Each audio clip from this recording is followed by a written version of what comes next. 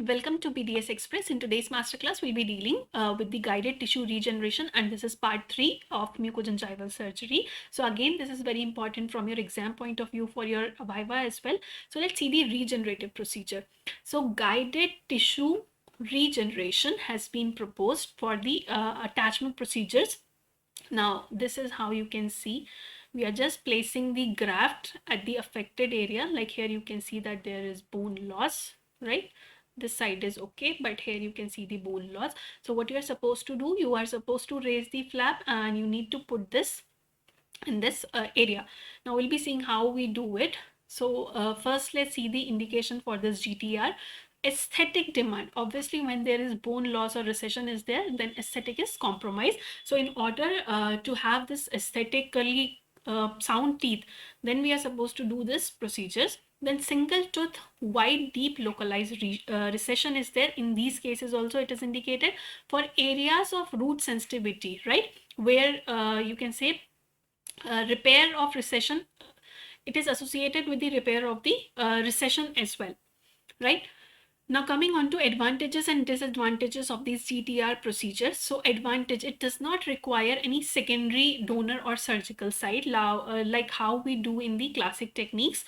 New tissue blends even with the adjacent tissue.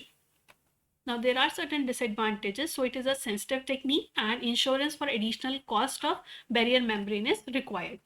Now how to do this? What is the technique? So a full thickness flap is raised up to the mucogingival junction. Then the root surface, it is meticulously planned and you are supposed to remove the calculus and the plaque. Now cortex membrane is trimmed.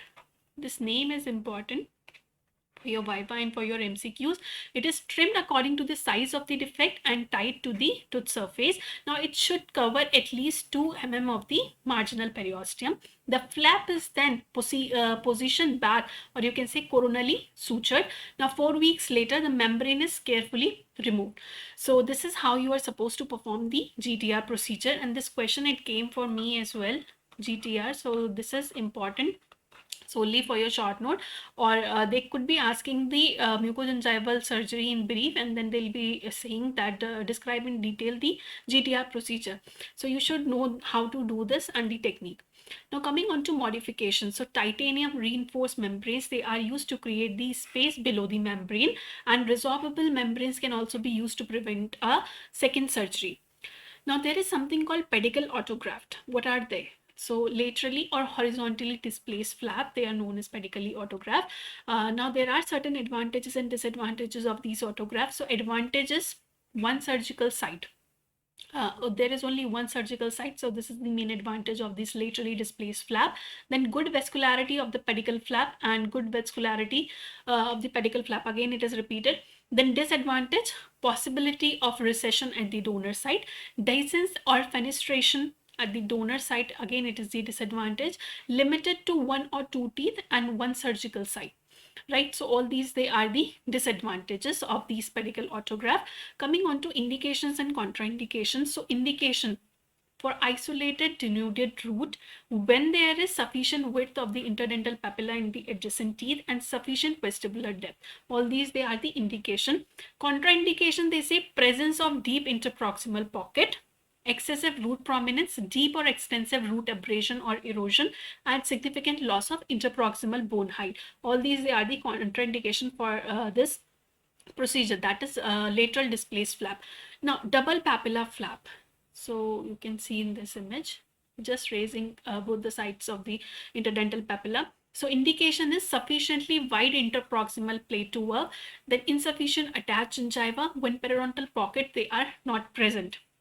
Advantage of such procedure is risk of alveolar bone is minimized. The papilla usually supply a greater width of attached gingiva. Then predictability of this procedure is fairly good. Now disadvantages, that this technique is quite sensitive to perform. Now next thing is the coronally-repositioned flap, or you can say coronally-positioned flap. Like here you can see recession is there.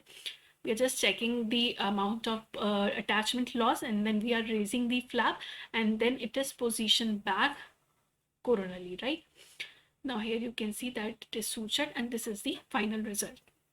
So indication for this coronal repositioning flap: aesthetic coverage of the exposed root for tooth sensitivity owing to gingival recession. Like here recession is there, so there is tooth sensitivity. Now advantage is treatment of multiple areas of the root at a single point of time, no need for the involvement of adjacent teeth, and high degree of success. So success rate is quite high, but disadvantage is that there is a need for 2 surgical procedures. Now next thing is the semilunar flap. So you can see here we are just placing the incision and we are just putting it down, and then we are suturing it. So indication is gingival recession for only 2 to 3 millimeter. In these cases we can go ahead with the semilunar flap.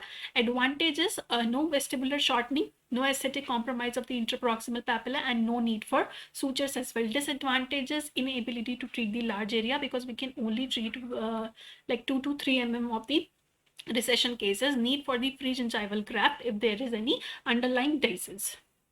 Then free gingival autograft. The procedure is as follows. A horizontal right angle incision is made at the interdental papilla.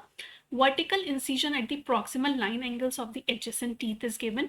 Then periosteum should be left intact, right, in the apical areas. Now graft is obtained from the donor site and it is transferred to the recipient site and immobilized with the sutures, and then you are supposed to place the this periodontal dressing, and donor site is also protected with the dressing and the foil.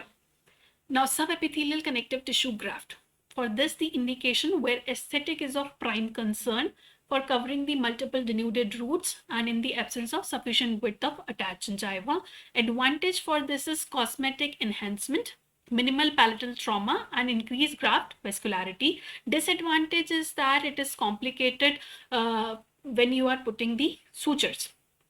Now modification of this is the envelope technique, Langer's technique, pouch and tunnel technique. So we are not dealing these technique in the detail because it is less frequently asked at the UG level.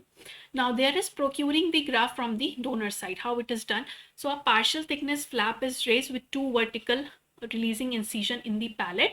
Connective tissue is harvested by placing 2 horizontal and 2 vertical incision in the bone. Graft is removed and the flap is positioned back and sutured.